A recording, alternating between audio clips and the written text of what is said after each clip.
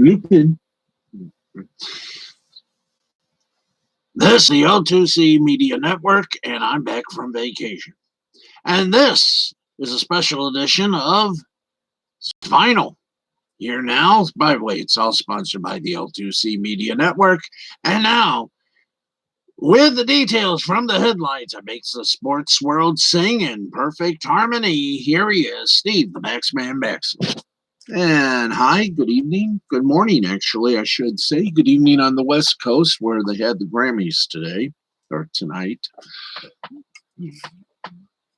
And want to say hi to everybody. Sorry we're on a little late, but the Grammys sort of forced everything to air a little strangely, so we're on way way down the sonic window. Hope you all watched our special Selection Sunday broadcast, spelled SUNDAE. It was pretty good. We will continue to update you on everything because we are, of course, your sports show of some mediocre record.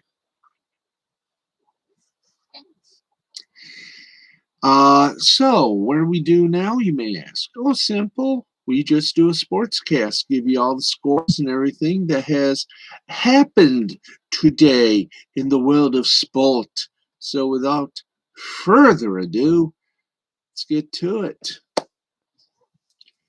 And okay, we'll get to that in a momentation. But big news was that the moment we all knew would happen has happened, and there is a side note to what we're going to report on, which is why we wanted to hit this first. Drew Brees has called it a career after 20 seasons in the National Football League, the last 15 of which he spent with the New Orleans Saints, a 13-time Pro Bowler, one-time Super Bowl champion, and perennial record holder. The 42-year-old quarterback announced on Sunday that he has played his last down of competitive football. Brees announced his retirement on the 15th anniversary of his signing with the Saints. Now, while many assume the Saints' loss to the Buccaneers in the divisional round of the playoffs was his final game, the final game of his career, Brees waited 2 more months before official retirement. Brees announced his retirement via a post on his Instagram account. The post included a video of his children celebrating the news, and here's how he said it, quote, "After 20 years as a player in the National Football League and 15 years as a Saint, it is time I retire from the game of football. Each day I poured my heart and soul into being your quarterback till the very end. I exhausted myself to give everything I had to the Saints organization, my team, and the great city of New Orleans. We shared some amazing moments together, many of which are emblazoned in our hearts and minds and will forever be a part of us. You have molded me, strengthened me, inspired me, and given me time of memories. My goal for the last 15 years was striving to give you everything you had given me to me and more. I am only retiring from playing football. I am not retiring from New Orleans. This is not goodbye, rather than a new beginning. My real life's work begins," end quote. Now, Brees alluded to the possibility of retiring following January's playoff loss to Tampa Bay. The loss marked the 4th consecutive playoff defeat for the Saints and the 3rd straight playoff loss at home. Brees departs the NFL as one of the most accomplished signal callers in league history. A second-round draft pick of the San Diego Chargers in 2001, the Purdue product hangs up the cleats as the NFL's all-time leader in career passing yards, completions, and completion percentage, not to mention 5 All-Pro honors, 2 Offensive Player of the Year honors, and the Super Bowl XLVI MVP. Saints coach Sean Payton wrote in a statement via Nick Underhill, quote, "When I was hired by the Saints as a head coach in 2006, the very first goal was to establish a functional and winning culture. In doing so, it was vital to know what we were looking for in a player: talent, work ethic, makeup, intelligence, and leadership are all qualities we found in Drew Brees. We also found a player with a burning desire to win. Within a year, he helped lead our team to the club's first NFC Championship appearance. I'm going to take a little celebratory drink.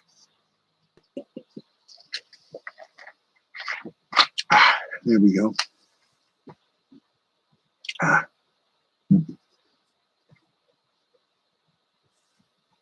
Let's continue on. Throughout his career, his consistency and dedication and excellence were paralleled. In a very short period of time, he would help lead a region to recovery and a team to a Super Bowl championship. He was a magnificent leader both on and off the field. His attention to detail and competitive spirit were infectious. For all of us that have had the chance to coach him, it's been our privilege. We are better for it. I am forever grateful for what he's done for our team, our community, and for me personally. End quote. Brees flashed with the Chargers during the first 5 seasons of his career, peaking in 2004 with a 27-touchdown campaign to help lead San Diego to a 12-4 finish. He will be remembered most, however, for redefining his legacy in New Orleans, which signaled him in 2006 following a season loss to a torn labium, and got 15, arguably the steadiest quarterback production of the entire NFL. From 2006 to 2018, Brees missed just 2 starts for the Saints, 7 times leading the league in passing yards, 5 times eclipsing the 5,000-yard mark, and 10 times throwing at least 30 touchdowns.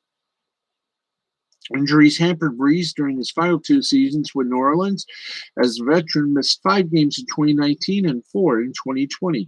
But his numbers hardly ever slipped from the time he debuted with the Saints till his time he said goodbye to the Superdome in 9 of his final 12 seasons in the NFL. Brees posted a passer rating above 100, logging in a career-high 116.3 in 2019. He was arguably the chief reason for New Orleans' postseason consistency under coach Sean Payton, helping guide the Saints to 9 different playoff appearances and captained the franchise to its first ever Super Bowl victory in 2009, defeating Peyton Manning and the Colts, and of course, a hurricane. That's right. After a hurricane devastated New Orleans, he helped the city, I guess, in its rebirth by helping, along with the Saints, to win the Super Bowl in 2009. Drew Brees won best. Now the question is, where exactly does he plan to go? We'll try to answer that question before we leave the air. But now the other part of the Saints story. Can we lower that down just? Thank you. And the Saints moved quickly. Taysom Hill and the Saints agreed to a contract restructure, according to Adam Schefter of ESPN. The restructure is a 4-year, $140 million extension. All years are voidable, as the deal frees up $7.5 million in cap space. Those contract numbers include a $9.68 million signing bonus, $3.9 million guaranteed roster bonus, and $1.34 million guaranteed base salary, plus, of course, those fun-loving incentives. Yes. Now, for those of you like me who are lay people, in layman's terms, Hill and the Saints agreed to a 1-year, $12.159 million restructured contract with 4 voidable years to spread out, a $9.6 million signing bonus via Sports Trek's Michael Giannetti, and the new deal carries an $8.4 million cap hit, giving the Saints nearly $7.5 million in cap space. The news of Hill's restructure came minutes after Drew Brees announced his retirement. An undrafted rookie in 2017, Hill has been with the Saints since September of 2017. While he did not start at quarterback until last season, Hill served as a valuable receiver, running back, and returner during the last 3 seasons. He's tallied 11 rushing touchdowns, 7 touchdown receptions, while helping the Saints win 4 consecutive division titles. Hill went 3-1 in relief of Brees, who suffered rib and lung injuries in Week 10. He completed 72.7% of his passes with 4 touchdowns and just 2 interceptions. Hill, who turned 31 in August, also rushed for 8 touchdowns while averaging 5.3 yards per carry. Per Tom Pelissero of the NFL Network, the Saints are now expected to turn their attention to quarterback Jameis Winston, who just concluded his first season in New Orleans. Winston could receive a similar deal to the 1-year $14 million that Cam Newton recently signed with the Patriots. And on that level of legality, let us take you to the lawful announcing. Find out just where indeed Drew Brees could he go? Where could he go? Some are saying that maybe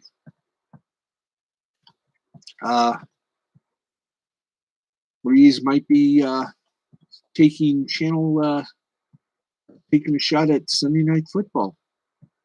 Just have to find out, but it should be fun. We're doing this hackneyed, but there is purpose. The man that brought class, dignity, and a love of Formula One racing to the masses as part of the BBC and then ITV's coverage of Grand Prix. If Fleetwood Mac's Chain was the anthem of Formula One, Murray Walker was its band leader. And it is truly a sad day for the motorsports world, as the voice of Formula One, Murray Walker, has passed away at the age of 97. Walker began his broadcasting career in 1948, just after he served as captain in World War II. First focusing on motorcycles, Walker raced motorcycles and commentated on races as he soon expanded his commentary portfolio to call a wide variety of racing disciplines.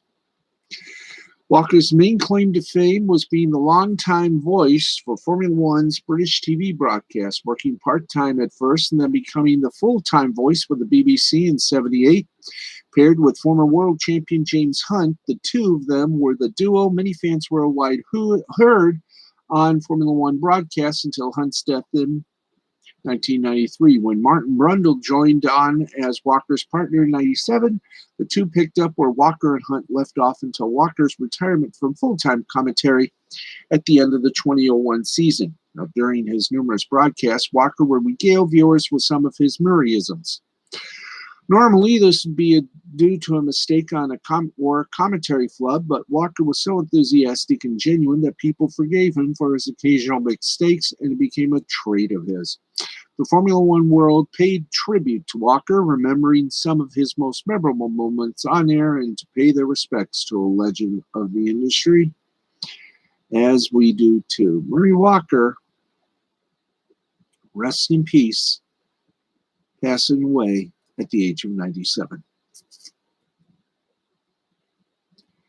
And we have more of this fun right now. And sadly, the era of Gian Greco in Chicago television has ended. Well, it was rumored to have happened after an on-air joke about a colleague has become his downfall. The writing has been on the wall for Mark Giangreco, the 68-year-old sports anchor who has worked in Chicago since '82 and has been with WLS-TV, the ABC-owned and operated station, since '94. As a sportscaster from Chicago's top-rated newscast, he was a mainstay of the Chicago sports scene for decades. Well, that stint officially ended on Friday as he and the station agreed on a settlement on the remaining 18 months of his contract, per Chicago media reporter Robert Fetter. Giangreco's dismissal stemmed from a complaint by news anchor Cheryl Burton after Giangreco referred to her on air as a person who could, quote, play the ditzy combative interior decorator, end quote, on a hypothetical DIY show. Giangreco made those comments January 28th and has not appeared on ABC7 since. Now, while some might scoff at one remark ending his job, But Chicago Sun-Times previously reported that wasn't his first time Gene Greco's brand of humor had crossed the line with Burton and other colleagues. He's also made a few other missteps over the years, some of which led to suspensions from the statement.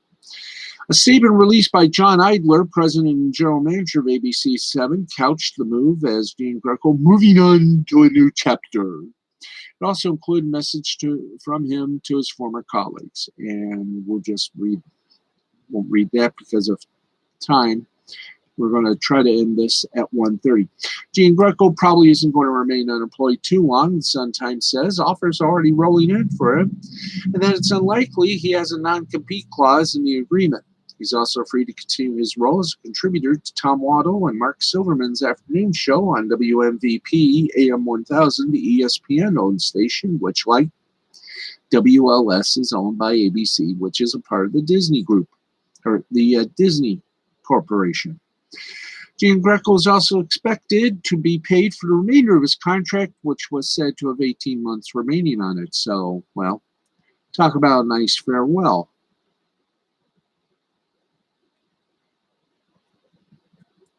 Ah, yes. And Pat McAfee decided to, make a few of his own statements as well. Currently been accused of having tactics best described as petty in the past. Most notably was the controversy over the way they would often credit attribution to non-ESPN reporters who break news or the lack thereof. After years of pushback and public spats, they eventually set new guidelines for crediting breaking news stories. So don't let it be said that the worldwide total sports leader isn't above self-correction, especially if they get called out on it. Well, on Friday, Pat McAfee was doing his regular broadcast of the self-professed and claimed and named Pat McAfee Show on SiriusXM's Mad Dog Sports Radio when he mentioned that ESPN has a new mandate that didn't allow ESPN employees to appear on programs with competing media companies. He shared with AJ Hawk, who was co-hosting at the time, that he received a text and call that some of his go-to guests won't be allowed to join them moving forward. Aww. Here is the transcript via 24/7. Quote, there is no ESPN on the show today, AJ. New mandate. We had some good times with some of those guys. Know them for years. Not allowed anymore. Don't come. I got a text and a follow-up call. It was a good era. What about Greenberg? I guess I would have to just kind of never maybe go on their thing again, too. I do believe this particular show was singled out. That's all right. It was a good run. End quote. Never to mince words, it's understandable that McAfee would take it personally. He had made a multitude of appearances on ESPN programming in recent years, including multiple times as a guest picker and analyst on College Game Day. He even belly flopped into a river on live TV for them. However, it doesn't actually seem as though this was anything personal. Rather, radio personalities outside of ESPN, especially those who previously worked for the company, have been feeling the impact of this mandate for years. Dan Patrick famously grumbled about ESPN's refusal to allow their talent on his radio show all the way back in 2010. And that decision seemingly continued with Colin Cowherd when he left for Fox Sports, and even impacts Dan Le Batard, who separated from the company just a few months ago. This move might seem as though it makes sense from a business standpoint, but also feels like an edict from a different time. Sports media landscape has shifted so much since ESPN's days as the only voice available to talk sports. These days, millions of sports fans are trained to podcasts, satellite radio, YouTube, social media, and so many other types of services for their sports content. To deny yourself the ability to promote your brand and your talent across those channels just seems short-sighted and from a bygone era. And apparently some at ESPN agreed. The Athletic's Richard Deitch reached out to them, and they've all apparently decided to change their tune.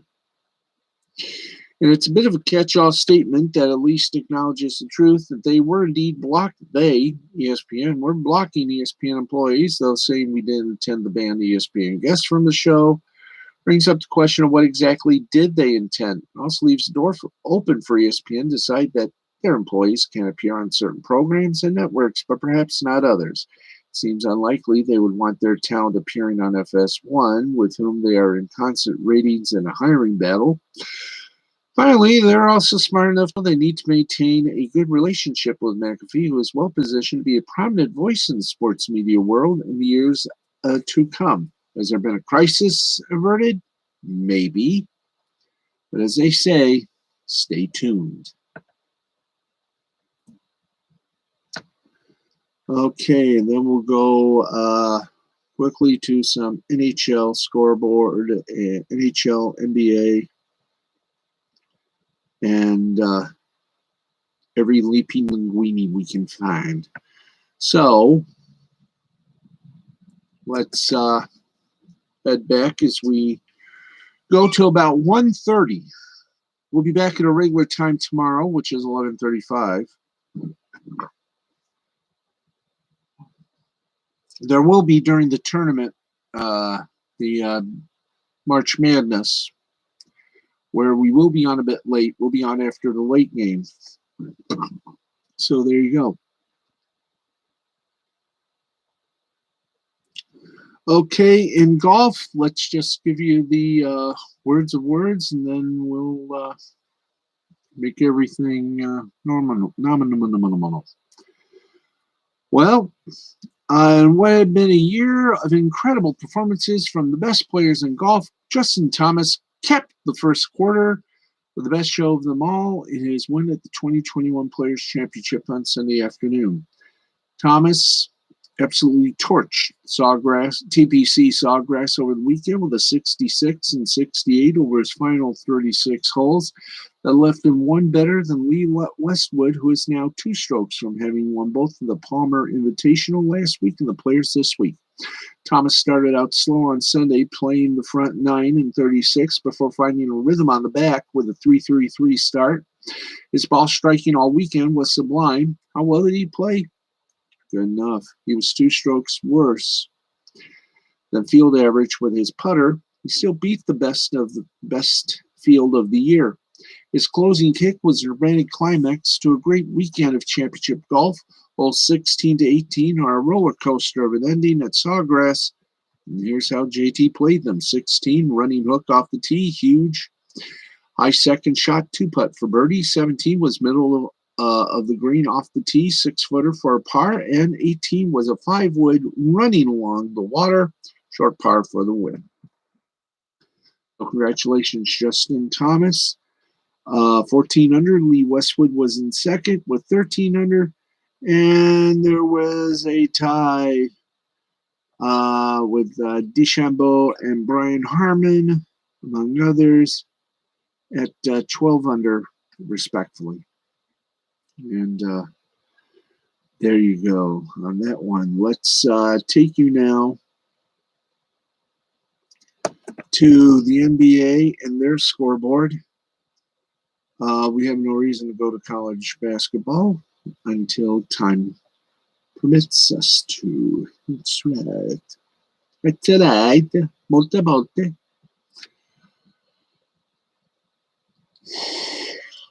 Okay, let's go to it. Everything was final.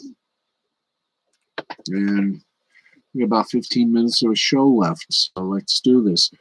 Oklahoma City Thunder beat the Memphis Grizzlies 128-122. Golden State Warriors beat the Utah Jazz 131-119. Philadelphia 76ers over the San Antonio Spurs 134-99.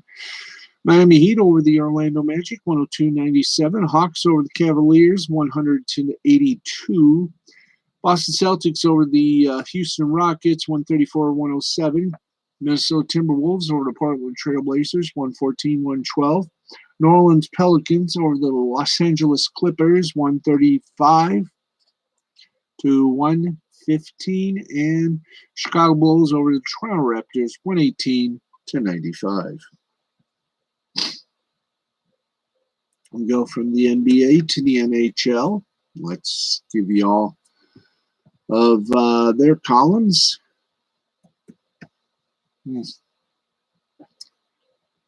And here we go. All of it final, all of it exciting. Minnesota Wild over the Arizona Coyotes 4-1. Fiala for Minnesota, 1 goal, 1 assist. Talbot for Minnesota, 21 saves. And Spurgeon for Minnesota, no report. Carolina Hurricanes beat the Detroit Red Wings 2-1. Hamilton for Carolina, 1 goal. Niederreiter for Carolina, 1 goal. And Bernier for Detroit, 30 saves. Islanders beat the Devils in a shootout 3-2. Wedgwood for New Jersey, 32 saves. Wahlstrom for the Islanders. Bellows for the Islanders, 1 goal. No report on Wahlstrom, by the way. Dallas Stars beat the Columbus Blue Jackets in a shootout 2-1. Ottinger for Dallas, 29 saves. Corpusalo for Columbus, 34 saves. And Redula for Dallas were your 3 stars. Colorado Avalanche over the Los Angeles Kings, 4-1. And finally, the Ottawa Senators over the Toronto Maple Leafs, 4-3. Batherson for Ottawa, 2 goals. Hyman for Toronto, 2 goals. And Deckcord for Ottawa, 33 saves. And that is your NHL scoreboard. That's correct. Let's go to it. Okay, let's try this one. Here we go. That should give us. Okay, thank you. Always go one way or the other. Time now for a look at footy.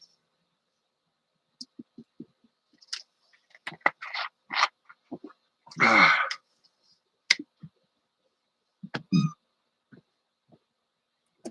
right, let's go to it.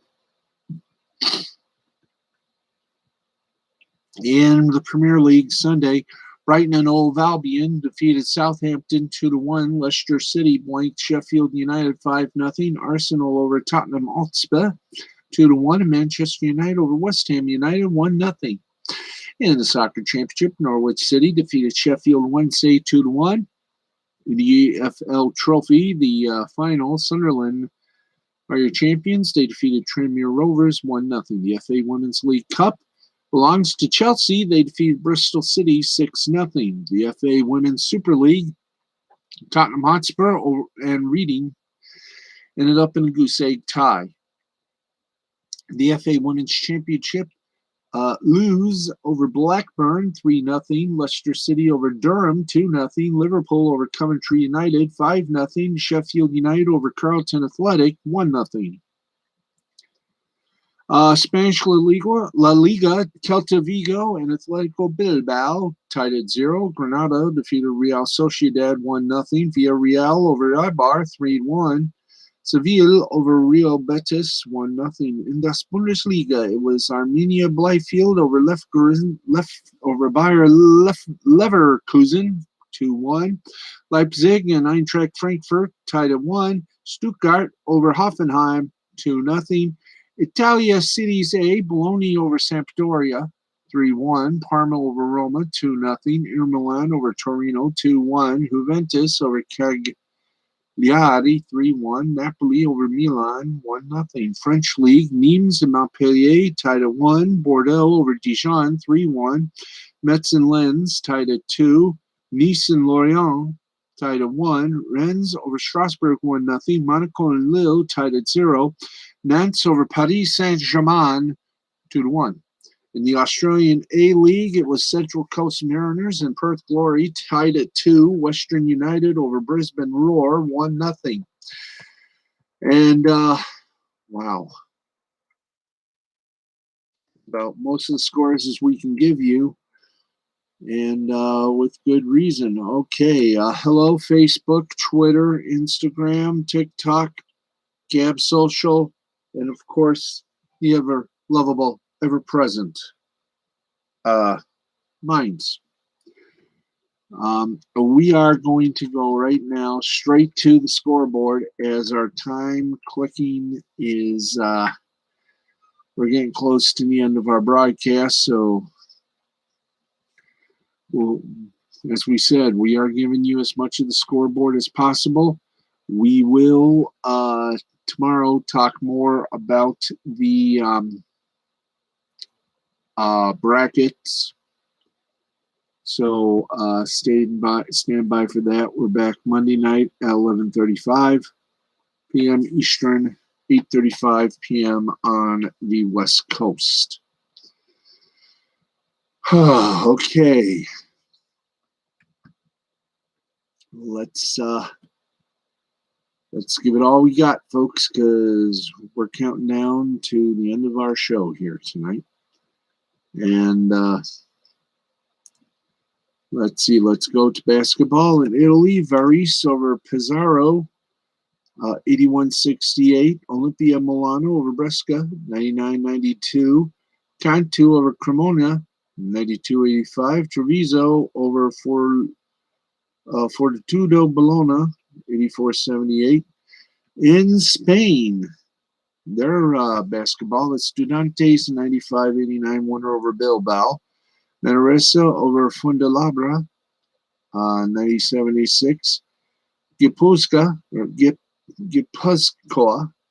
78-60 over Valencia. Real Madrid over Baskonia, 85-74. And Real Betis over Morbank Andorra, 69-61. Swedish hockey, Oskarshamn over Örebro, 5-1. Czech Republic action was Pardubice over Karlovy, 5-1. Kometka Brno over Vitkovice, 2-1. In preseason Japanese baseball, it was the Fukuoka Silverhawks over the Chiba Marines, 2-0. Hanshin Tigers over the Yomiuri Giants, 1-0. Nippon Ham Fighters over the Hiroshima Carp, 2-0. Rakuten Golden Eagles over the Yokohama Bay Stars, 3-1. Yakut Swallows over the Chunichi Dragons, 5-4. And the Oric Buffaloes over the Seibu Lions, 5-0. In preseason Major League Baseball, Braves over the Atlanta Braves over Tampa Bay Rays, 8-7. Detroit Tigers over the Baltimore Orioles, 5-1. Houston Astros over the Washington Nationals, 5-0. Minnesota Twins, Boston Red Sox ended in a 5-5 tie. Phillies over the Pirates, 6-1. Yankees over the Blue Jays, 5-1. Mets over the Cardinals, 7-5. Cubs and Angels tied at 1. Padres over the Reds, 10-4. White Sox over the Athletics, 1-0. Texas Rangers over the Colorado Rockies, 3-1. San Francisco over Arizona, 6-3. Seattle over Milwaukee, 5-4. And the Royals over the Dodgers, 8-4. And that's it. That is all we got for tonight. We do have one more bit of info we should do. In fact, let us do that right now. And that is, let's take a look at what the Wizard, the portal of Echoes, is doing so far. We like to keep up to track on the latest Indiegogo, $7,535. Let's keep it going, folks. Let's keep it going. We want to see her do more than what the Wizard did, which I think was 12,000. So we're underway. Let's keep it going, guys. Let's keep it going. And now let us see how Eternal Armor is doing, and then we'll say our goodnights to all of you. It's going to be an interesting day and an interesting tomorrow, and we hope you'll be a part of it. So let's see. Do we have Eternal Armor's tote? Okay, we got it. Well, good. Let's, without further ado, let's hit up, shall we? Yes, let's. We shall. Eternal Armor, 4,710. Congratulations, Wyatt. You're doing good. Keep it up. And congratulations, Mandy, as well. If you haven't seen the interview yet, Honstar did an interview with Mandy Summers tonight on his YouTube channel. Please go to it and enjoy. And a Sunday night broadcast of Nick Ricada's show is continuing on as we speak. Catch it. It's fun and it's enlightening. As for us, that is going to do it for us. We have hit our mark. So we'll see you tomorrow. Same time, same place. Actually, different time. Back to our regular time Monday at 11:35, 8:35 Pacific. I'm Steve the Baxman Baxley. This has been a presentation of Mystifying Creativity Productions in association with the L2C Media Network and L2C Sports. We'll talk to you all tomorrow. Thanks for watching, and have a great rest of the night, or rest of the night if you prefer. On the West Coast, East Coast, have a great morning to come. Bye-bye.